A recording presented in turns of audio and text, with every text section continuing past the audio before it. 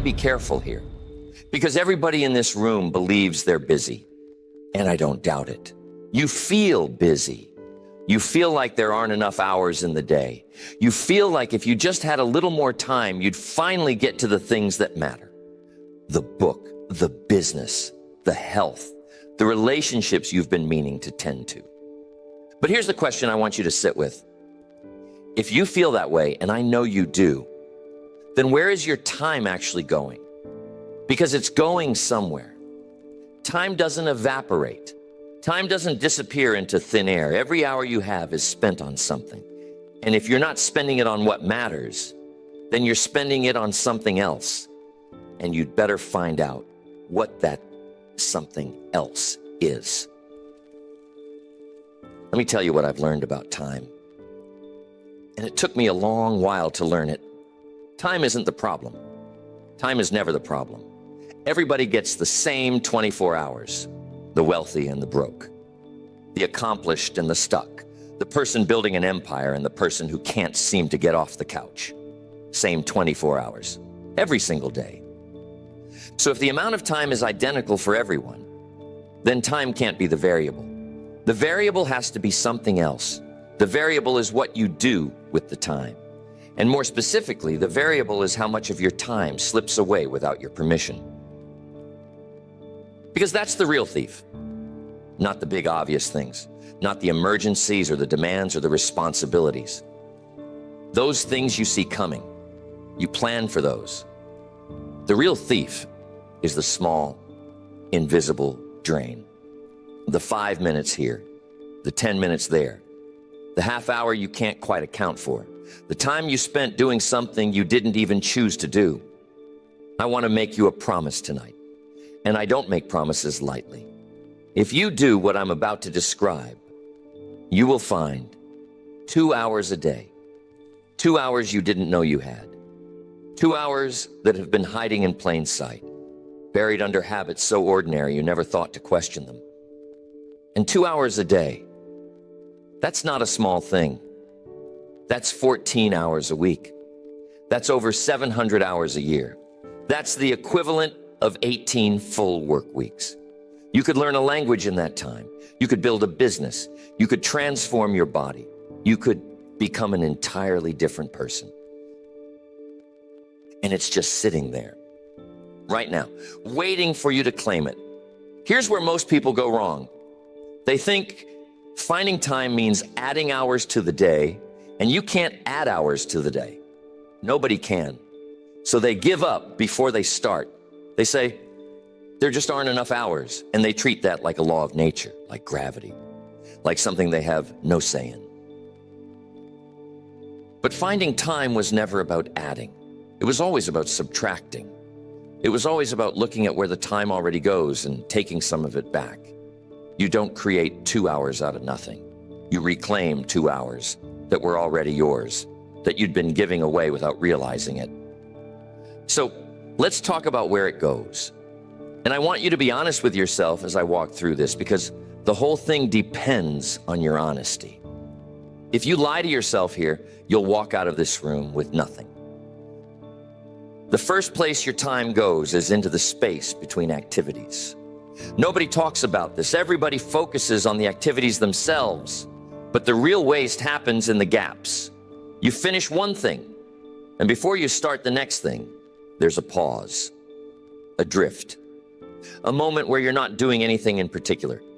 And those moments, they add up in a way that would shock you.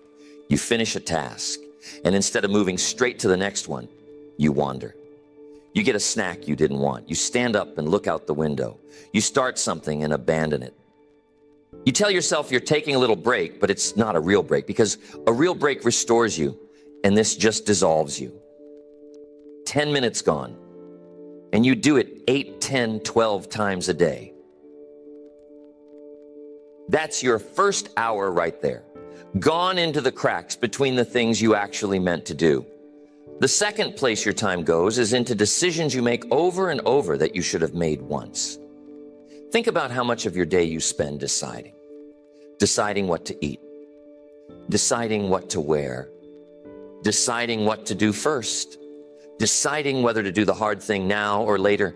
Every one of those decisions costs you time, but more than time, it costs you energy. And the energy loss is even more expensive than the time loss. Because here's what happens. You wake up and you decide what to have for your first meal. Small decision, but it takes a few minutes and a little mental effort. Then you decide what to wear. Another few minutes. Then you sit down and you decide what to work on. And you turn it over and you weigh it and you second guess it. And by the time you've actually started, you've spent 20 minutes deciding and you're already tired from the deciding. The person who has decided these things in advance doesn't lose that time or that energy. They already know what they're eating. They already know what they're wearing. They already know what they're doing first. And so they skip the entire negotiation and go straight to the doing. That's not a small advantage. That's the difference between someone who's exhausted by 10 in the morning and someone who's just getting started. The third place your time goes, and this is the big one, this is the one nobody wants to face, is into the things you do to escape. And I'm not going to name them because you know what yours are. Everybody's got them. The little rituals of avoidance you reach for when the real work feels like too much. The idle entertainment, the mindless drift. The activity that isn't rest and isn't work and isn't anything at all except a way to make the hours disappear so you don't have to sit with the discomfort of what you're not doing. And I want to be clear about this because I don't want you to hear judgment where I mean to offer help. There's nothing wrong with rest. There's nothing wrong with entertainment. There's nothing wrong with doing something for pure enjoyment. But you have to know the difference between choosing to relax and drifting into escape. Because one of those refills you and the other one empties you, and they can look almost identical from the outside. Real rest is intentional. You choose it, you enjoy it, and you feel better afterward. Escape is unintentional. You slide into it without deciding, you don't even really enjoy it. And afterward, you feel worse because now you've lost the time and you've still got the discomfort you were trying to avoid. Plus, a new layer of guilt on top. Most people spend somewhere between 1 and 3 hours a day in escape and call it rest. And they'd swear to you they don't have time. They'd tell you with complete sincerity that their days are packed, and they are packed. Packed with escape dressed up as relaxation, avoidance dressed up as a break. So let's do the math, because I always want you to see the numbers. If you lose an hour a day to the gaps between activities, and you lose half an hour a day to redundant decisions, and you lose 30 minutes to escape you didn't even want, that's 2 hours right there. 2 hours every single day gone. And not one of those 2 hours went to anything you'd be proud of. Not one of them went to rest that restored you or work that built something. They just leaked out. That's the 2 hours I promised you. It was there the whole time. You just couldn't see it because it was never lost in big chunks. It was lost in fragments so small that each one seemed harmless. Now here's what I want you to understand about those fragments, because this is the heart of it. The fragments are more dangerous than the big losses, precisely because they're small. If you lost 2 hours all at once in one solid block, you'd notice. You'd be alarmed. You'd say, "Where did my afternoon go?" And you'd do something about it. But you don't lose it that way. You lose it a few minutes at a time, spread across the whole day, so no single loss ever crosses the threshold of your attention. And because you never notice the individual losses, you never add them up. And because you never add them up, you go on believing you simply don't have the time. When the truth is, you've had the time all along. You've just been bleeding it out through 100 tiny cuts. Let me tell you about a young man I knew years ago. He came to me convinced he needed to quit his job to pursue what he really wanted to do. He said he just couldn't find the hours. He said between the work and the commute and the obligations, there was nothing left. And he wanted my blessing to make a dramatic change, to blow up his whole life so he could finally have time. And I told him, before you blow anything up, let's find out where your time actually goes. So I asked him to do something simple. For 1 week, I asked him to write down what he did with every half hour of his day. Not to change anything, just to record it, to become a witness to his own life. He came back a week later, and he was quiet, and I could see something had shifted in him. Because when he added it all up, he found 3 hours a day he couldn't account for.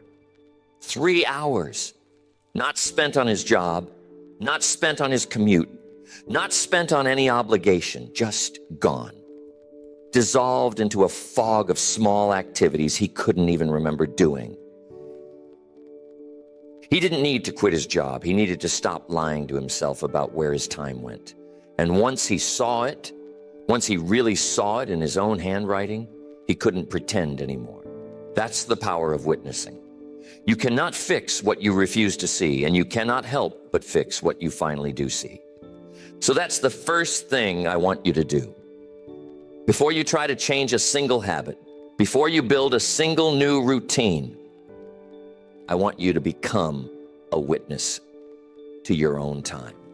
For 1 week, write down what you do with every half hour.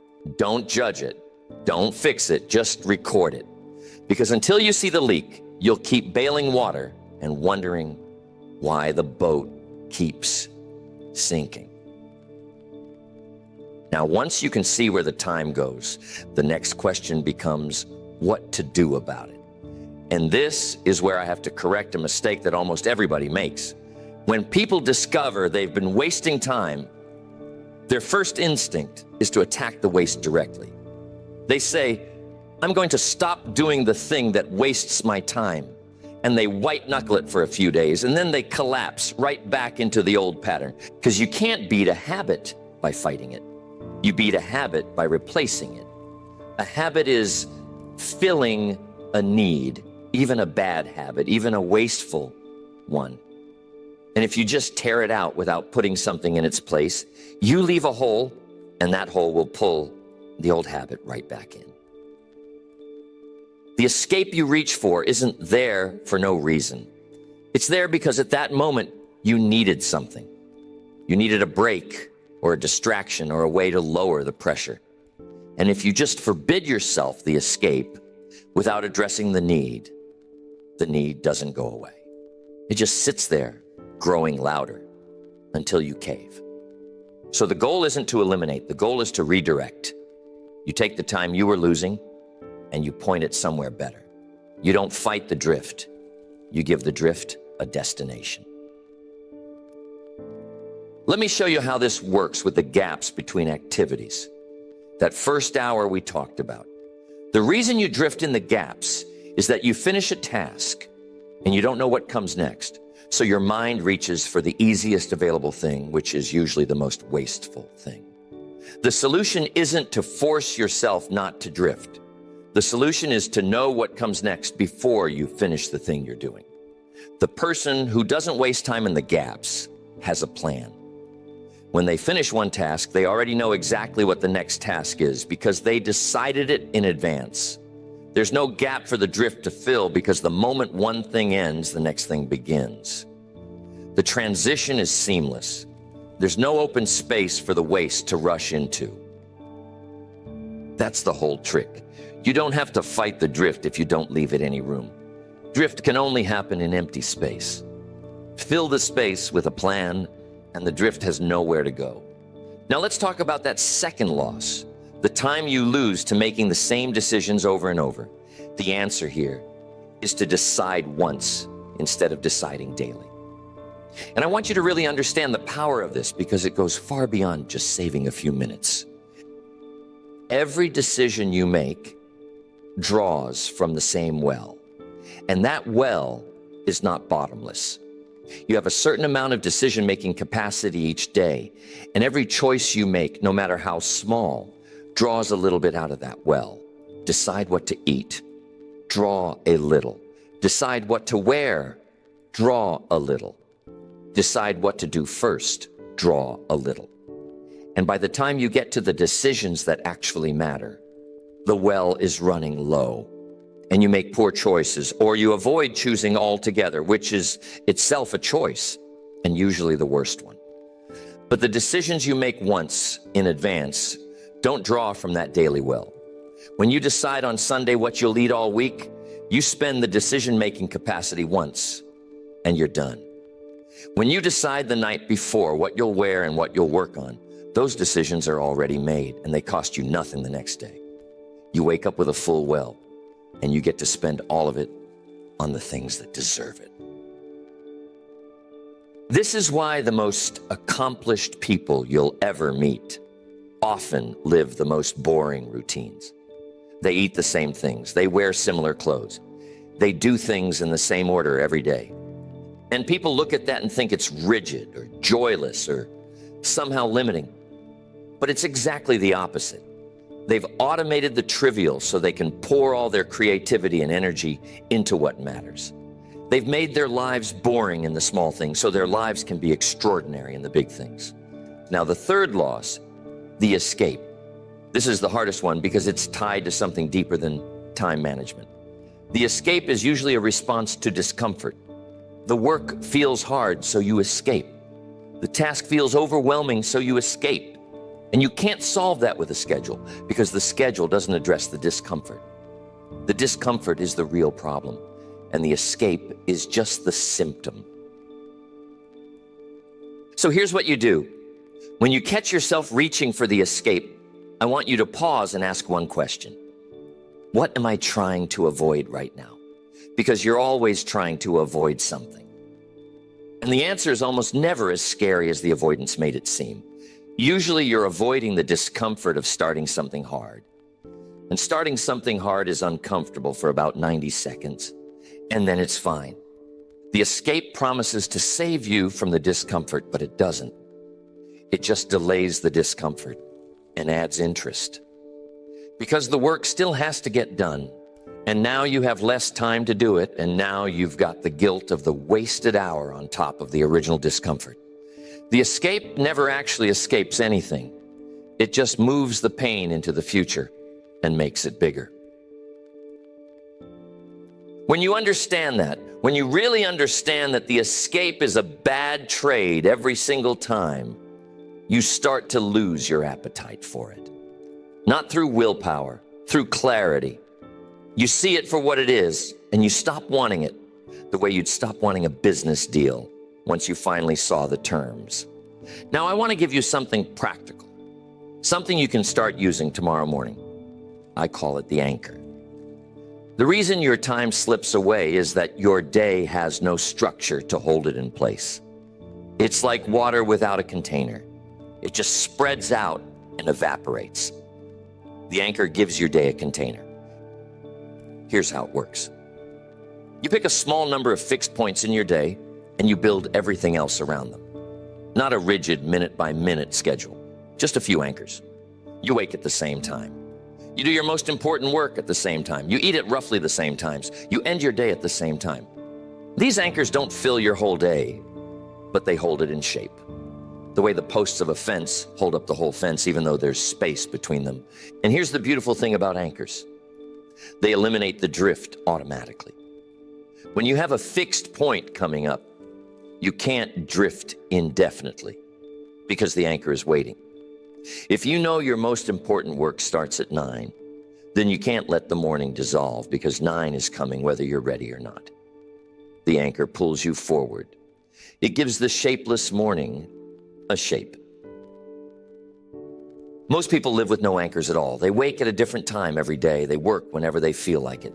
They eat whenever hunger strikes. And so their days have no shape, and time flows through them like water through open hands. Put a few anchors in place, and suddenly the water has somewhere to gather. Suddenly you have structure, and structure is what turns lost time into found time. Let me tell you about a woman I once knew who ran a household and a small business at the same time, and she seemed to accomplish twice what anyone else did. And I asked her once how she managed it. And she told me something I've never forgotten. She said, I don't manage my time. I manage my energy, and I let my energy manage my time. And what she meant was this. She knew when she had the most energy, and she guarded that time fiercely. She did her hardest, most important work during her highest energy hours, and she refused to let anything trivial touch those hours. And she scheduled her low-value tasks, the errands, the busy work, the routine chores, for her low-energy hours, when she couldn't do anything demanding anyway. Most people do exactly the opposite. They spend their best hours on their worst tasks.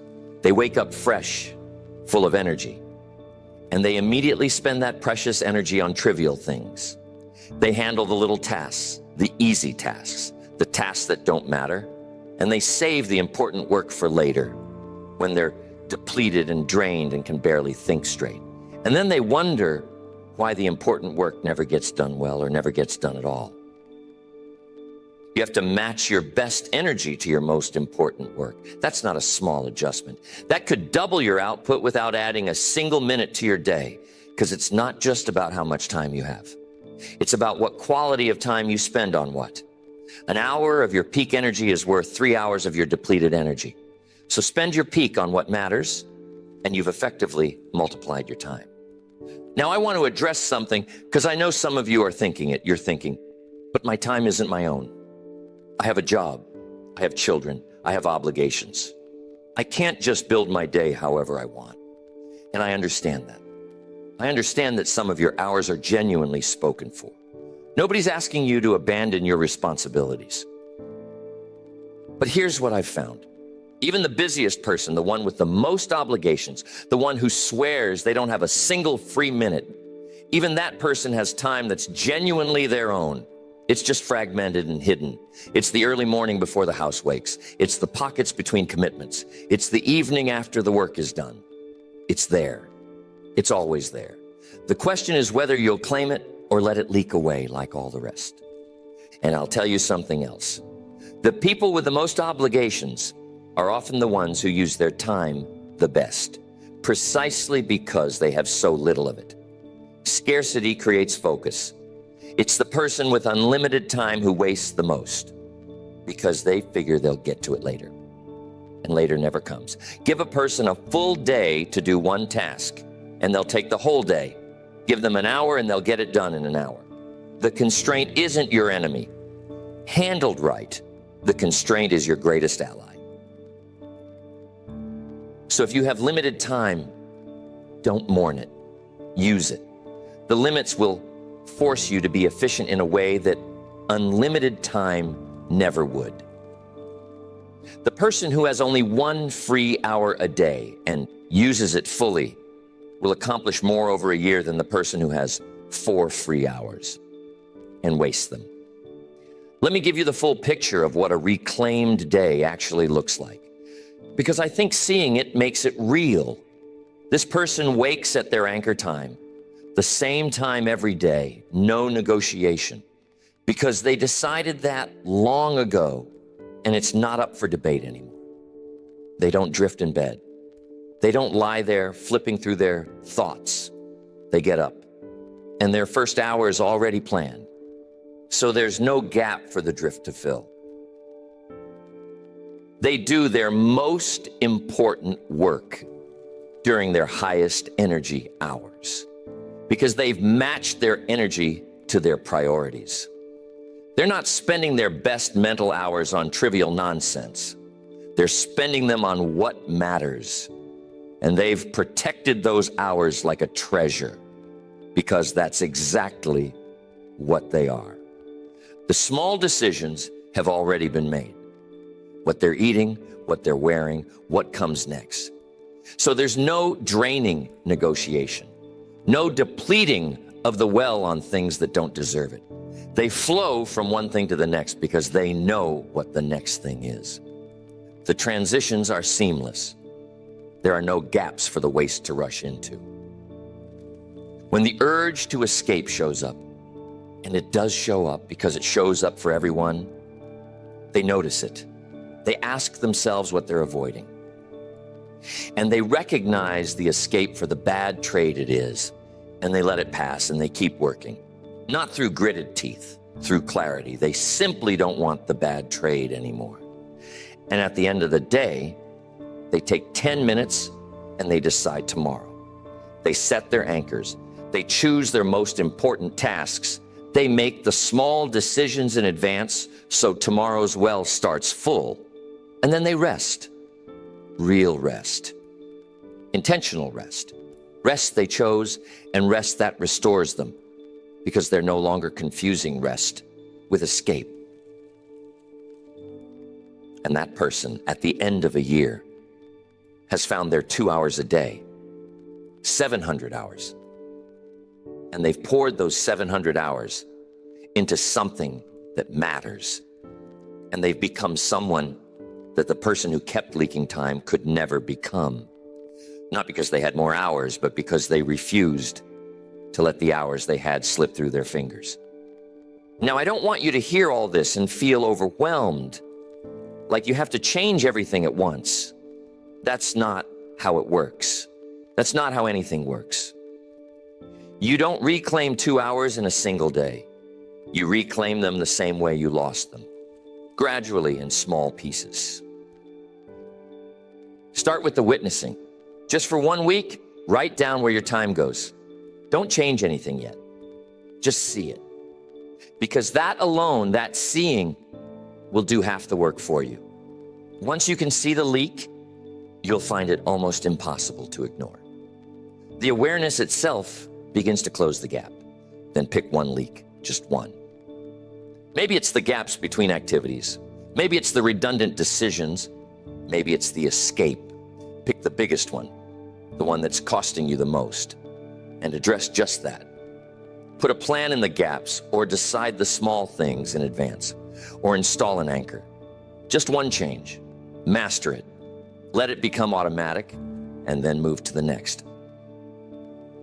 Because here's the truth about reclaiming your time. It's not about a dramatic overhaul. It's not about becoming a completely different person overnight. It's about a series of small, deliberate adjustments, each one closing a leak, each one reclaiming a few minutes, until the few minutes add up to the 2 hours that were always there. And the 2 hours are always there. I want you to hold on to that, because it's the most hopeful thing I can tell you. You are not short on time. You have never been short on time. You have exactly as much time as every accomplished person who ever lived. The difference was never the amount. The difference was the stewardship. The difference was that they guarded their hours and you gave yours away. They saw where their time went and you never looked. They built structure and you lived in the fog. And every one of those differences is a difference you can close, starting tomorrow morning, starting with your very next hour. So here's what I want you to do. Tonight, before you sleep, decide one thing. Decide what your first anchor will be. Just one. What time will you wake, and what will you do in that first hour?